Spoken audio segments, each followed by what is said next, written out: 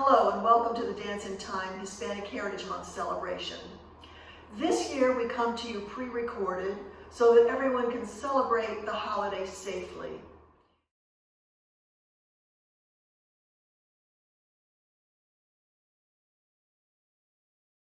Salsa music began to develop in eastern Cuba in the early 1900s.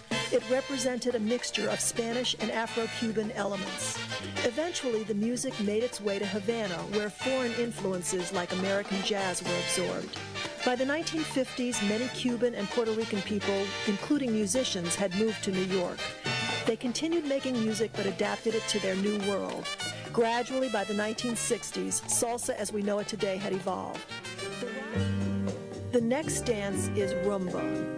Rumba is a sultry and romantic dance, often referred to as the dance of love. Its roots can be traced to Africa, where it was a street and courtship dance. During the late 1920s, rumba spread to New York, and a greater emphasis was put on the tune or melody of the music. Cha-cha music is slower, and in place of the slow step found in salsa and rumba, you have time to do the cha-cha-cha.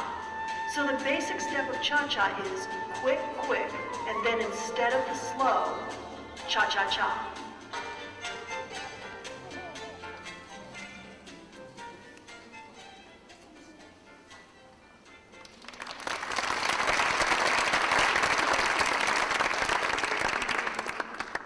The last dance is merengue. Merengue is the national dance of the Dominican Republic. This dance was developed in the early 1900s. The music has a repetitive quality and pounds out a steady beat. The dance rhythm is quick, quick, quick, quick. It is the only dance that doesn't have a mixture of quicks and slows. The movement of all Latin dances is characterized by Cuban motion. This is the hip sway that is created by stepping onto a bent leg and then straightening it.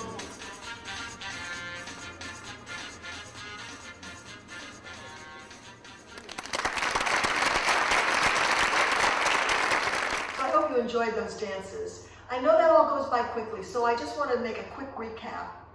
Salsa music began in the early 1900s in eastern Cuba, and it was a blend of Spanish and African elements in terms of rhythms and the instruments that were used to make music.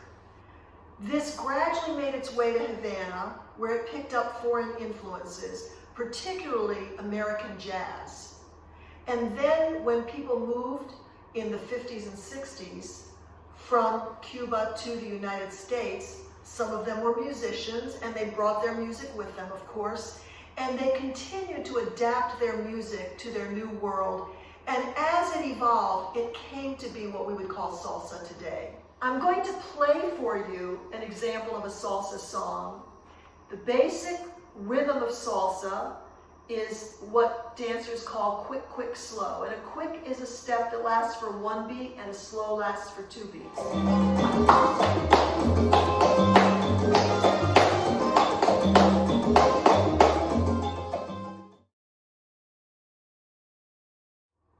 Cha-cha evolved from slowing down music like salsa, and it became popular in the 1940s, came to the US around the 1950s, and was wildly popular in the United States by 1959.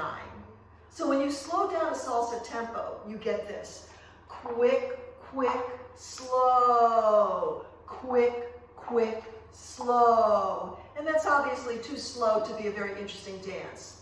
But instead of just stepping once during the slow, the two beats for the slow, if you take 3 steps, then it becomes a very nice dance. And those 3 steps are called cha-cha-cha. Watch.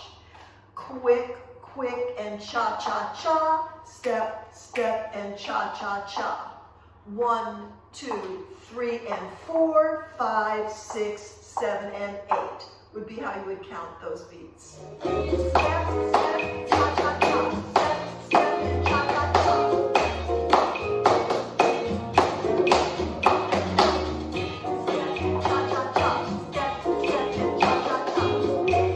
The last dance in the Kennedy Center medley that you just watched was Merengue.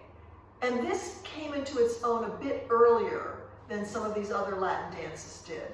It became quite popular in the 1930s, and it is the national dance of the Dominican Republic. So it's done a lot there at all national holidays, etc.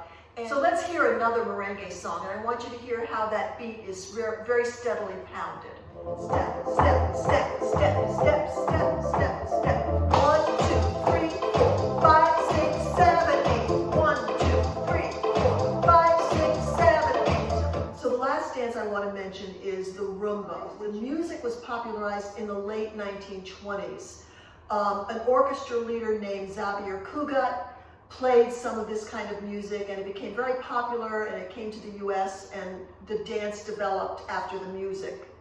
So we do this in a dance rhythm called slow, quick, quick. Notice that salsa is quick, quick, slow as its dance rhythm. This is sort of the inverse. It's slow, quick, quick. So we step on beats 1, and then beats 3 and 4, and do a box step. It's 1, 2, 3, 4, 5, 6, 7, 8. Ballroom rumba is a slow romantic dance, and it has, by the way, nothing to do with another dance style named Cuban rumba.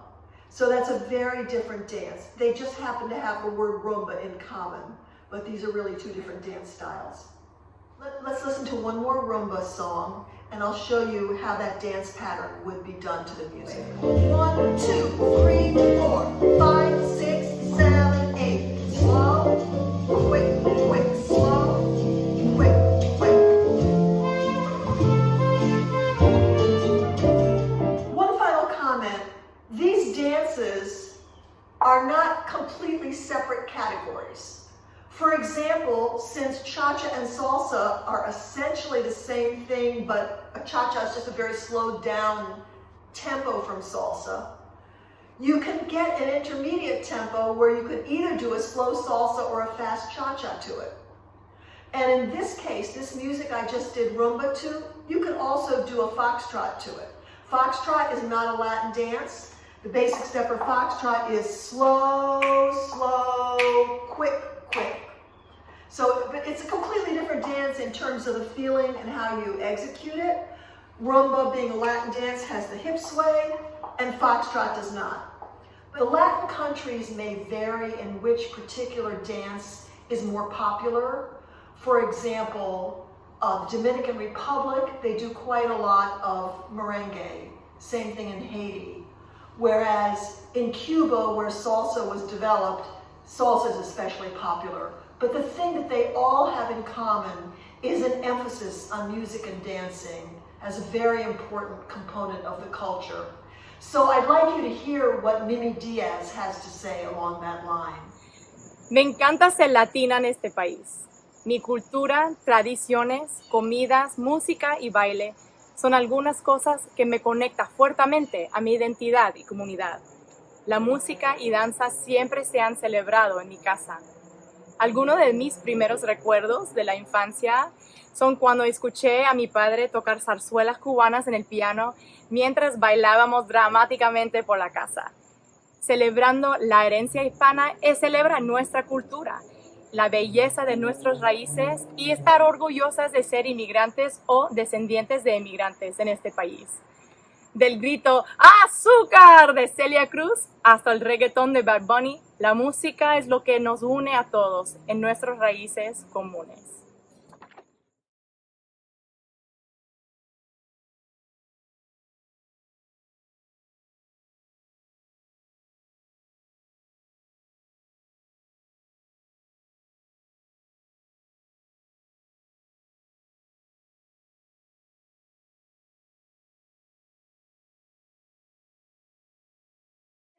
Let's go on. I want to introduce one more dance style that is my personal favorite, and it's a special type of salsa called Rueda de Casino. Sometimes in Cuba, people would meet up at clubs and show off different moves to each other and try and imitate moves that they saw other people do. And one such club where this was done was called El Casino Deportivo. So it came to pass that at this club, People would show cool moves, everyone would try and imitate the move, and they started giving names to the moves that they liked, and this became a style of salsa that's referred to as casino style. When this is done as a group, it's called Rueda de Casino.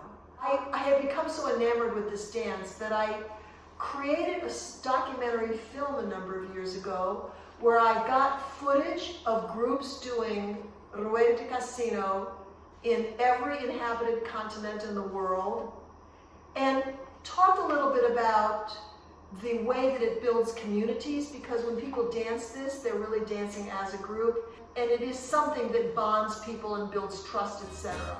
Rueda de Casino, which originated in Cuba, has joined the Latin salsa dancing explosion on the world scene. Because it's essentially a team dance, you dance with everyone and people make group friendships. If you want to go out dancing and you're a Rueda de Casino dancer, you've got to call a bunch of friends and see if they want to come out so you can make a nice Rueda circle. In America, the teaching of Rueda is on the rise. Rueda dancing is a great tool for having people work together and feel bonded to each other. Some Rueda teachers have developed programs to do team building for corporations and schools and other organizations. One of the nicest things about the dance is that it fosters small communities. In Rueda dancing, the caller calls the moves for the whole group. Someone else want to call? Popularity of Rueda de Casino has spawned performance groups, sharing their passion for the dance as an art form.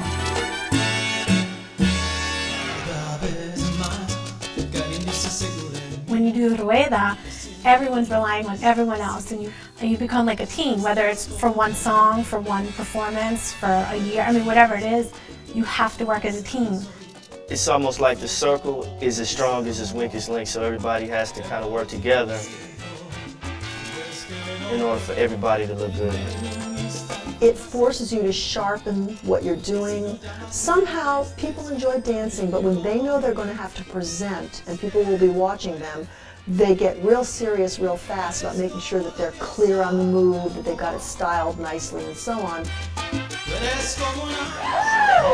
It's like a Rueda explosion. Photo! Rueda, anyone? I hope you enjoyed watching the dancing in the documentary. Here's some clips of Rueda dancing from recent classes.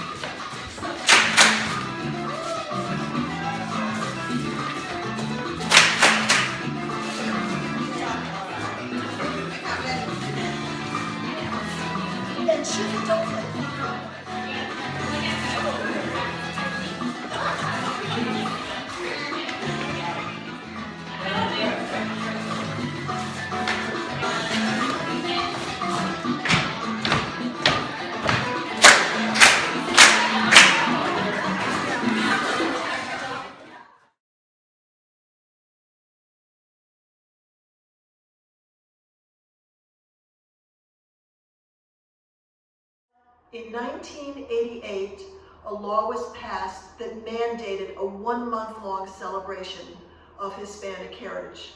So this runs now from September 15th to October 15th. And it's the only heritage celebration that spans 2 months like that. So a lot of people wonder why that is. And the reason is that on a September 15th, a lot of countries gained their independence. Costa Rica, Salvador, Honduras, etc. And then on September 16th, Mexico had gained independence that day. So they kind of wanted the period of time that Hispanic Heritage Month spans to include the dates of these Independence Days. In 1492, on October 12th, Columbus discovered the Americas. This is referred to as Dia de la Raza. So by running Hispanic Heritage Month from September 15th to October 15th, all of these special events get to be included during Hispanic Heritage Month. Before we get on to the final component of this program, where we're going to actually teach you some steps so you can try them, I just want to mention that, like any exercise, dancing is very good for your health and well-being, both physically and emotionally. Dancing is good for weight control, it's good for lifting mood, it's good for bone health, the circulatory system. It has so many ways in which it's helpful. In 2003, an article came out in the New England Journal of Medicine that studied the relationship between dementia and some physical activities as well as some mental activities. But of all the physical activities that were tested, I think there were 9 of them, including things like tennis, golf, doing housework, only dancing was correlated with a lower incidence of dementia. Now, that doesn't mean the relationship was causal. It doesn't mean that the dancing caused you to not have as much likelihood of getting dementia, but it does show that they correlate. And now we're going to go on to a video of how to do basic salsa steps.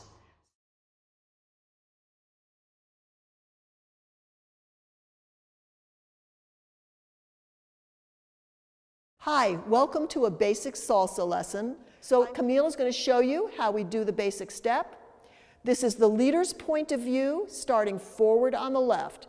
1, 2, 3, 4, 5, keep going. This is called quick, quick, slow, and quick, quick, slow. Forward on the left and back on the right. Great.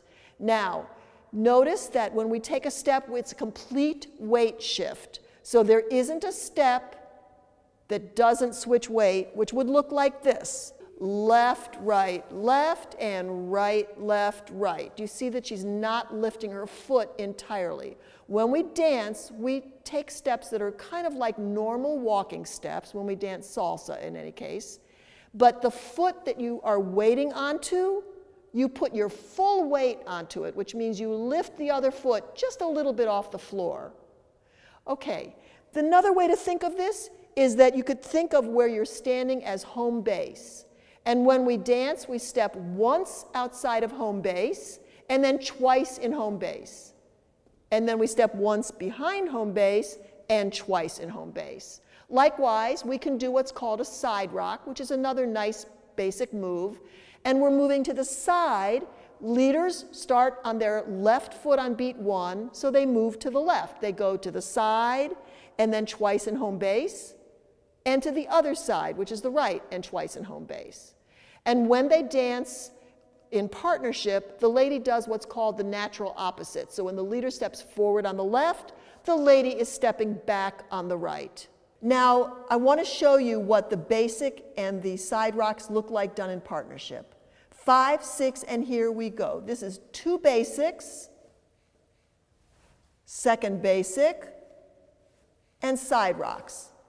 Quick, quick, slow, quick, quick, slow, quick, quick, slow, back to basic, and quick, quick, slow, etc. The way that the lady feels, whether she's being moved forward and backward for a basic or side to side, is that the gentleman holds a frame, a shape that is constant, and his whole body moves. He's not pushing her forward and back. It's a very comfortable lead, where his whole body stays together and she just feels a slight nudge, either forward and back or side to side. So now we're going to go on to what is one of the most common steps that are done in partnership dancing, and it's called a right turn. And the term right turn refers to a turn that you're doing when the right shoulder goes back. It's also, you could think of that as clockwise. A left turn has the left shoulder going back. You could think of that as counterclockwise. When we do a right turn, we actually make the turn in just 3 steps, which take, of course, 4 beats. It's a quick, quick, slow. And then we complete the rest of the 8-beat dance phrase with just doing basic. So this is what that would look like. We'll do 1 basic to get the rhythm, and then the turn. 5, 6, and here we go. Forward and together and back. Here's the turn.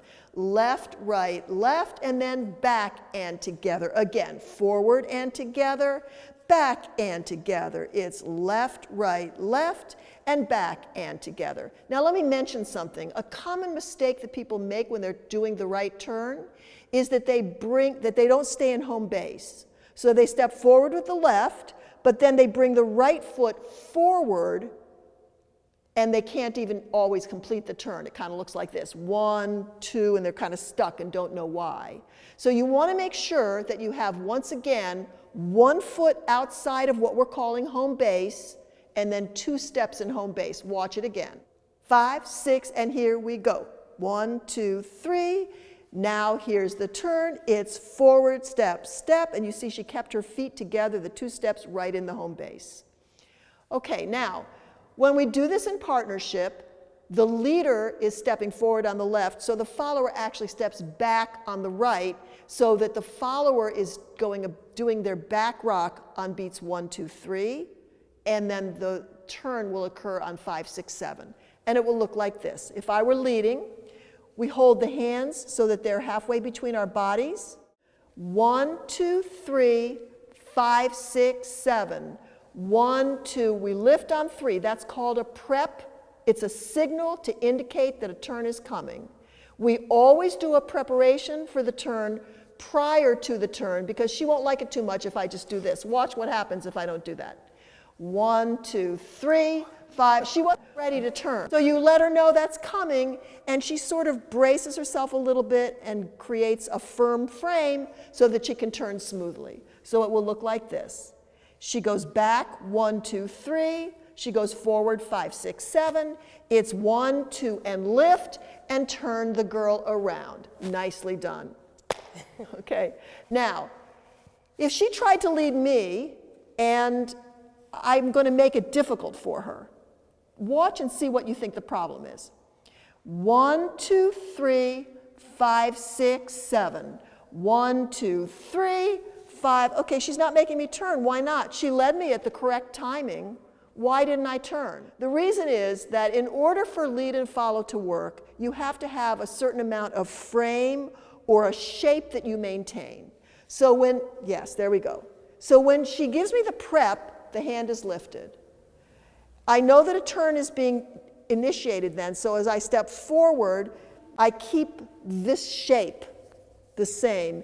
And so essentially, when she pushes back on the hand, my whole body moves with the hand. Let me mention another thing that beginners commonly, a mistake they make. If I were leading and I were here facing my follower, you don't want to just go 1, 2, 3, and do a little twirl like this with your hand. Because think of her experience. She's facing the leader, and she's getting a signal to go that kind of constrains her. The distance between your head and the hand being constant makes a comfortable turn. So you kind of want to make sure, if I were leading her facing this way, I go 1, 2, up, and I make a circle which starts in this direction, like that, in a halo around her head that's not way broad, so she's not staggering, that can unbalance her, but it's not so tight that she's constrained. Okay? Now, we're going to go on and I'm going to show you something very cool that you can do with this. So now I'm going to lead, take over the lead from my buddy here, and I'm going to do something, watch what we do. Basic and basic. It's 1, 2, 3, and I turn the girl around, I turn myself around, and back rock. So I just did a turn that's called a she-he turn. First she turns, and then he turns. And you can actually do that ad infinitum. 1, 2, 3, turn the girl, turn the leader, turn the follower. You can go on and on. Just a comment to make. Professional dancers all learn to lead and follow, and actually any advanced dancers who really want to become strong often do that. So for the purposes of this video, if I say she or he, I'm referring to follower and leader, but in reality, anyone can lead and anyone can follow. Most advanced dancers really learn to do both parts. If you are a leader, most of the time, understanding how what the follower needs in terms of a clear signal, etc., helps you be a better leader, and vice versa. Really understanding both parts, they help you be better at each of them. Now, another common move is a cross-body lead. This is actually a move that's done in almost any partnership dance. And it's called a cross-body lead because we bring the lady across the leader's body from one side to his other side. So this is what it looks like. 5, 6, and here we go. Bum, bum, bum, bum, bum. 1, 2, 3, 5, 6, 7. 1, 2, 3, 5, 6. Watch again. 1, 2, 3, and 5, 6, 7, and we're good. There are a lot of things that a person can do to add style or some snazzy features to any dancing at any level, whether it's basic or advanced. For example, you can add hops, 1, 2, and 3, 4, 5, 6, and 7, 8. Step, step, step, step, like that. Anytime you're dancing, you can add shoulder rolls. They're very nice. You can shimmy to add style. There's a lot of things people can do, but the most important thing is to get the fundamentals down and be stepping in the rhythm of the music. And that often takes a lot of practice to be smooth. So you now know how to do a basic, a side rock, a right turn for the lady, or the follower, I should really say, a right turn for the leader, and also the cross-body lead. So here's what we're going to do. We're going to do 2 basics, then 2 side rocks, then 1 basic, and then I'm going to lead the lady in a turn. Then I'm going to do another basic, and I'm going to do a she-he turn, which means I'm going to lead the follower in a turn, and then I'm going to turn as the leader. And then I'm going to do a basic and lead a cross body, and then I'll do another basic and lead a cross body. And as always, I'm going to follow precisely the rhythm of the music.